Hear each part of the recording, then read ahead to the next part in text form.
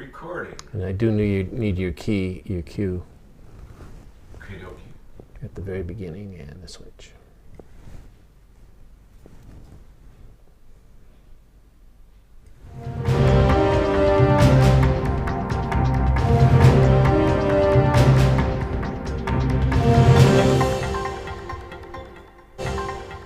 Hello everyone and welcome to ICR, Investigating Community Resilience. Discussions about all that it will take to produce resilience in our Northwest Michigan communities.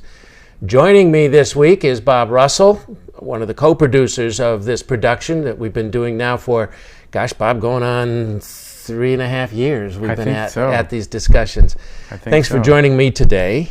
I think we're going to cover all of the themes of investigation of resilience that we've talked about in the past, but I've got to start off with acknowledging your own personal fight against cancer. You're wearing the telltale hat right now. Right. No hair on the head, but I see the hair's coming back on the beard, so some pretty good signs of resilience right there for you. Yeah, I'm hoping. It's funny, a lot of people don't recognize me anymore because I've had a beard since 1968, and my mother's the only person who's ever seen me without a beard. And I'm in the co-op quite often, and people just look right at me and look away. They don't realize it's me. So I'm hoping my beard does come back, but the treatment has gotten rid of my beard and my hair. So, and I realize how cold your face is without a beard. Beard's helping that resilience too, right there. Yes. Well, we've had a lot of talk about resilience in our 10 themes of investigation that are on our website, by the way, at icr.nrec.org. You can see all of our productions and look at those 10 themes of investigation. It seems that we keep coming back to a recognition, Bob, that governance, the process of making our community decisions and that can lead to resilience, our governance process is in the way right now. And it seems like one of the top level concerns, that things are broken and we aren't getting the kinds of discussions that will lead to resilience. Right. We governance, not government, but governance about how communities make decisions to move forward and do things differently is broken all the way from Washington to Grand Traverse County.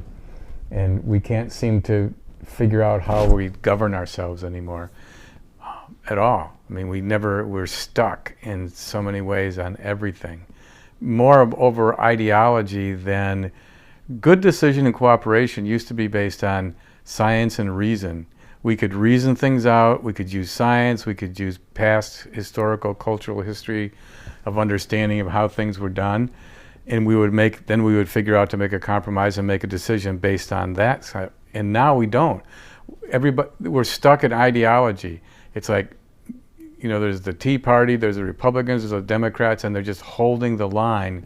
They've lost that ability. It seems as if the leadership at that level, so I'll call it political leadership, because I'm talking really about those who are elected in so many different levels, that either they're stuck on ideology or on an effort to protect their own power position, as opposed to solving the public's problems and working on the public need and the public good. Yeah, I think what's happened is it's gotten we live in a very complex society now, and then we have integrated, our social reality is integrated into the ecological world, and that hasn't caught up with very many people. And that's a process that takes science and rational thinking and some study, and politicians have quit doing that. This is one of the first principles of resilience discussion, is a recognition that the human communities, our political communities, we put boundary lines around them on the map and give them names. Traverse City, Bel Air, Frankfort, the names of our towns, our organized political structures that we call our communities. We really are still tied to the earth. I mean, these are eco-social communities. And the human social community is not in any way divorced from its natural environment. And as you say, that recognition still is something that has to get through, it seems, much of our population and certainly our leadership. Both, I don't know if it's understood very well. We started out a long time ago, it seems like, with the Earth Summit in Rio, really defining what sustainability was, and got stuck on that word for a long time. And now we've moved into resilience, and resilience is kind of the buzzword of the day. We're coming back, we have to go back and revisit sustainability to see what we got right and what we got wrong. And what we got wrong with sustainability is we kept calling it the 3 legs of sustainability: ecology, economy, and social structure. Those 3 things have to be balanced. No, they're nested inside each other. They don't balance each other. Our social structure is embedded in ecosystems. So you have to have a different metric to try to measure what's really sustainable. It's not sustainable if you keep one ecosystem running and the economy running and social structures running. You have to keep things running within each other, and it's very much more complex that way to think about social structures being embedded in ecological structures, and ecological structures now inside of social structures. They are not separate anymore. And we started defining the way to have metrics to see if we're sustainable by looking at them being separate. And along came resilience thinking and said, no, we're not separate. It's not, we're nested inside of it. So if we don't study them together, we can't have metrics and we can't figure things out. That's complicated for anybody. And do you think the complication for then the average citizen, members of our communities, broadly speaking, in the nation or very close to home, is it the complications in complexity of modern life that is actually pushing us into our states of isolation, of not being able to compromise in the governance process, not often even being able to sit down and get the conversation going, it seems, anymore. Yeah, is it life's complexities that are driving us apart that way? I think it is. I think it's also the fact that there's 7 billion people on the planet, and we grew up in the 1950s still, when I was born. You could consider this earth as an empty earth of people with full of resources. And in a short time period, we switched it around so we're full of people now and really almost empty of resources because we're draining all the resources with all the people.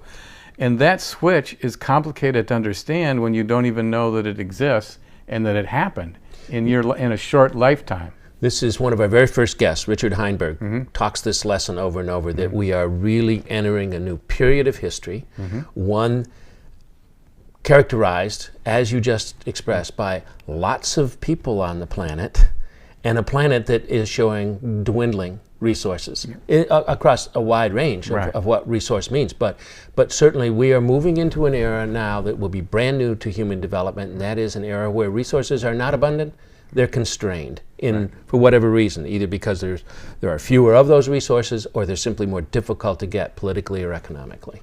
Both. I mean, there's more people trying to use the same amount of resource. We're on the same planet. There used to be 2.5 billion people on the planet. We're in 1950, and now this year, 2013, there's 7.1 billion people on the same planet trying to share the same land, water, and resources. It's more complex. We need better governance. People have to figure out how to cooperate, and we're not doing that very well. This is an amazingly fast change. This is part of the momentum buildup of population growth. We're now at a doubling of population in short periods of time compared to anything in past history. Yeah. And I don't know the last one we got to a point where we were doubling every 34 years, which is a little bit longer now because we've slowed that a bit. But since you and I have been on this planet, I know. We've nearly tripled. Yeah, tripled the population, and that has in fact changed everything. Yeah, and I think one thing that really has changed, if you don't understand all these complexities, you can't make any really good decisions. So we're not making good decisions because not very many people understand the complexity of where we are now. I mean, if we just look at infrastructure, we built wastewater treatment plants, roads, and all kinds of physical infrastructure, airports, all kinds of stuff. Miles of power lines and television cable lines. And we built that back in the 50s and 60s when energy resources were much more abundant and the return on an energy investment was much higher. So we could use energy, energy was cheaper and easier to use to build the original infrastructure. Here we are 50 years later with the same infrastructure, and we have to maintain it and repair it. And now we don't have nearly the energy resources we had in 1950. The energy resources used to be you could put in 100 units of energy, 1 unit of energy, get 100 units of energy out. Now it's down to less than 20. It's more like 19. So you got to put in, you got to put in 1 unit of energy and get 19 units out. This is something that I think is really important from my public discussions and presentations in this. And I like to point it out this way. When the very first oil well was drilled in the ground in Pennsylvania to begin this industrial age using the black goo out of the skin of the earth, that return was 1 barrel of oil energy, the energy roughly in a barrel of oil, was used to drill that and bring out 100 barrels of oil. Right. We are now worldwide down to a point where the energy in 1 barrel, as you just said, brings us about 19 barrels of energy, and we've seen it dip lower than that, and there are certainly reasons to believe it's going to dip even farther. And the problem with that related to infrastructure is if you think you built your original infrastructure with 100 to 1 energy resources, and now you want to try to raise revenue and fix things and maintain things with a 20 or even 19 to 1, it's difficult to get people to accept. Why does it cost more now? It costs more because its energy is less. So not only do we not make decisions because we don't want to pay taxes, but we want to drive on roads, we're going to have to pay more, to fix our infrastructure, because we built this infrastructure with cheaper energy, more abundant energy. And it's going to take then a real movement, a shift of energy that we're putting into other parts of our lives, lifestyle maybe, and commit it simply to maintenance, to maintenance function of all the wondrous things we've built already. That cost alone, that vision alone, gives us a different future. It's going to be tough enough. And then we have climate change. Yeah. And to react to that, energy is just going to get more and more difficult for us to extract without causing more climate change. And Peter Garforth, who's been on the show a couple times for us, talks about how important efficiency is to buildings. And if you put the money in efficiency, you get a really good return on energy. But you're only going to get that once.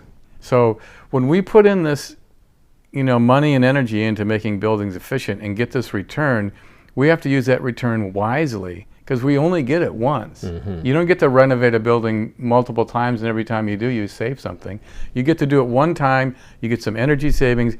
You need to then build infrastructure that makes sense with that. And it goes back to, unless the people making decisions understand the complexity of where we are and what's happening, they're not going to make those right kind of decisions, and we could, do all this energy efficiency and lose the momentum by not spending the return on that investment correctly. Now, Garforth, in his presentations, by the way, Peter Garforth, so we can identify him, he is the principal of the Garforth International, I believe is the name of it, but he's an international energy consultant and has been a leader, along with the communities he's worked with, in developing these complicated plans for the future to solve some complicated problems. But part of what Garforth has hammered here in his talks in Traverse City has been that it's really up to local communities to take the leadership here. Our governance system, governance process is so disorganized, we can say the word broken. It's broken. Lansing, Washington, it's broken enough that our energy future really needs to be grasped by the local communities. And we see this in Northern Europe. Peter Garforth is working with the city of Holland here in Michigan, Guelph, Ontario, and Alexandria, Virginia in this country, showing that it's the local leadership when it comes to understand the complications and therefore the complicated answers for the future. But it's localism. And this is part of our resilience talk, to be clear. We see the globalized world as being fragile. Part of the answer to that fragility is development more of our localism and local structures. And we have to rely on an education system that can still work for us, that can still educate our population. We need nonprofit organizations that help us understand what's going on. And we need to have a smarter community. I mean, it's not that we're dumb, but we aren't smart enough to make decisions, obviously, because look where we're at. We have people who still deny that there's climate change, which is, we don't have time for that discussion really anymore. No, because in fact, the discussion is very much a waste of time since it's happening. All around us, it's happening now, and it will continue. And the other discussion we're not happening that I've talked about for the last 20 years, and I'm sure people are tired of it, but you can't have endless growth on a finite planet. And we still have this illusion that we're going to have economic growth forever, and we're going to grow more locally, we're going to have more people, we're going to use more resources. We can't do that anymore. The planet is only so big, and we're using about 1.5 planets at this point now anyway, as a species. So we have to use a whole lot less. We have to go into a mode of where we think of change as development. We get smarter, we have more art, we do things better, but we use less and we don't use more. And it's called steady state. And Herman Daly has been talking about a steady state economy I read that back in the 70s. And we haven't still had a serious discussion about steady state. And if we don't, all this other stuff we talk about is nice to talk about, but it's meaningless, because if we don't stop growing, no matter what we do. I think one of the cultural legacies of living in a abundant world, as we did up until all of human history, an abundant planet that gave us so much.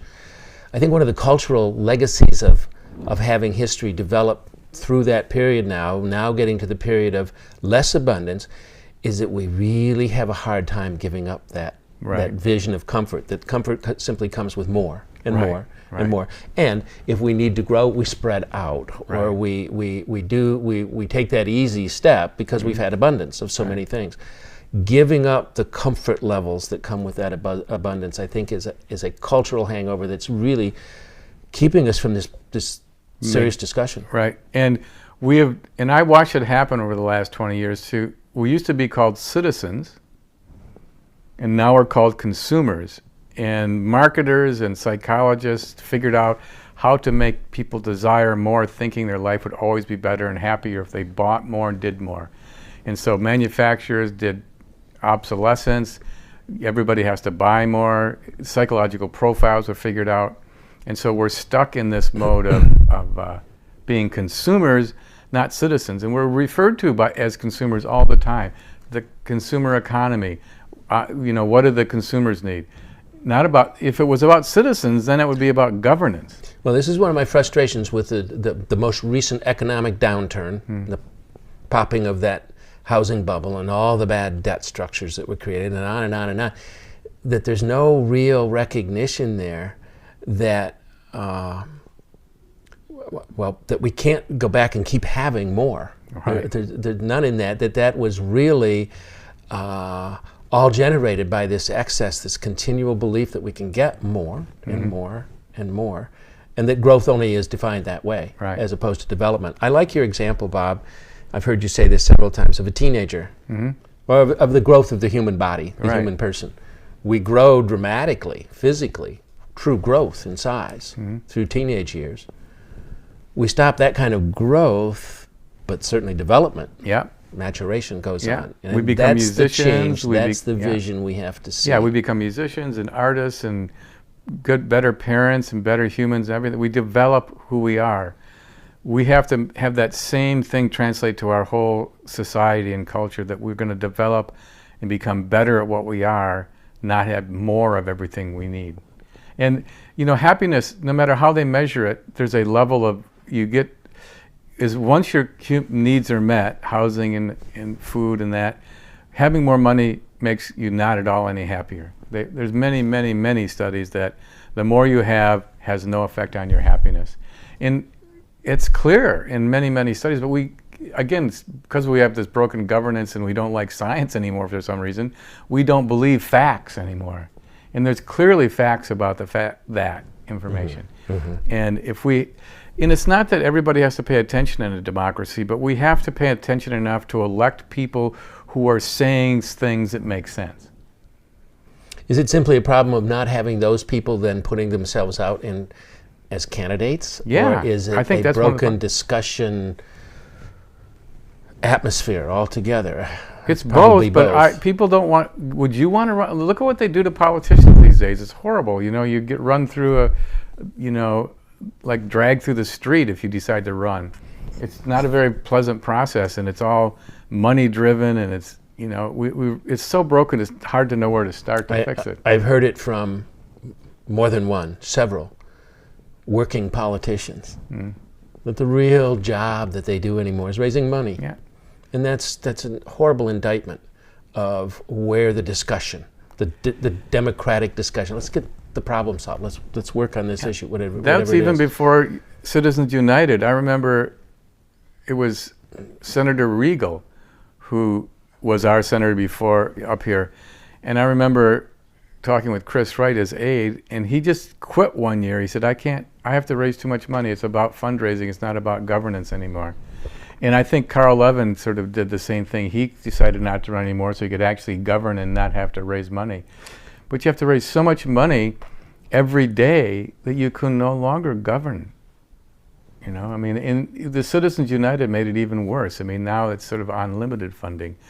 And I don't know how any of this gets fixed, other than people this paying is where attention. my brain was going. Yeah. What? Because you and I are so sensitive to these kinds of recognitions and not wanting to end Right. with the doom and gloom. But I'm stuck with this governance issue right now. How do we change our habit of conversation, public conversation in this country? We and have our to be bad more habit. Well, we have to be more polite to each other. I mean, I think we, as an example, when a few years back we went through this biomass plant thing with Traverse City Light and Power, and people were just mean to each other at the community level. They said bad stuff.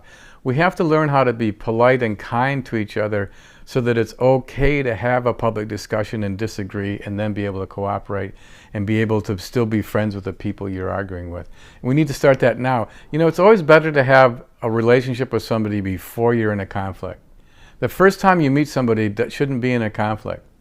So we really need to figure out how to elect politicians, or even ourselves through nonprofits and other organizations, how we gather together as a community and figure out how to have discussions that are polite and meaningful, and you trust each other and you respect each other, and you can disagree, but at the end of the day you can still talk and be kind to each other. Well, and I think part of it is, and I say this in some of my 8th grade presentations on various career day issues, et cetera, in 8th grade, which is so common.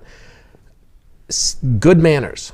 Yeah, we want to be polite, but the mechanism of politeness is quite often simply good manners.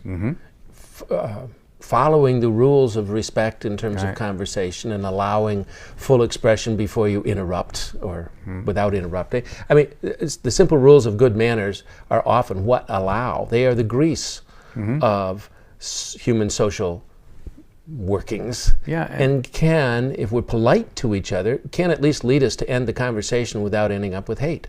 Right, and I don't know how we got where we are, other than I think one of the complications is that we live in such a complex society now, and there's so many more of us trying to share fewer resources, that it's just harder to exist anymore. And we have to come to that understanding so that we can realize that we're in a really difficult time. We have to try harder what we're doing, and rely more on, I mean, I think schools are where you learn some of these manners, and in families and in churches. And somewhere along the way we're failing in that. I have read that America has shown a great shift in its joining, its behavior of joining groups, whether it be a church or a lodge or some sort of neighborhood association, that as joiners, there is actually less of that now than there was in our past. And I would think that this is that being in a lodge, a social gathering, and that kind of organization used to be so much more important in some of our past cultural structure.